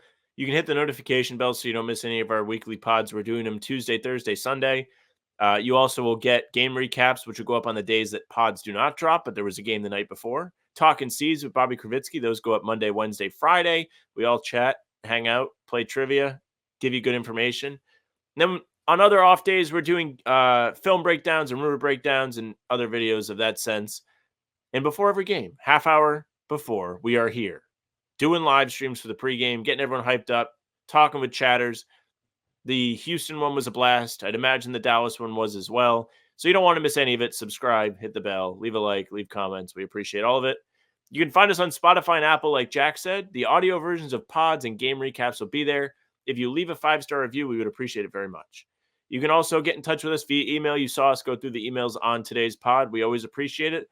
RJ gave us some great content. The elongated season rat list was excellent. So you can send us emails like that, or you can send us just what you're feeling about the games, and we'll read them. If you want to find us on socials, it's at Twitter, Instagram, and TikTok. I've been trying to run the Twitter during games at the very least. Try and post memes or whatever. The Facebook page is just the name of the pod. If you follow that, you will get the pregame streams right to your feed. They're also on Twitter and YouTube, of course. And Jack's Twitter is at Jack's Money NBA. Mine's at Sam LaFrance NBA. That's it for us. Bye.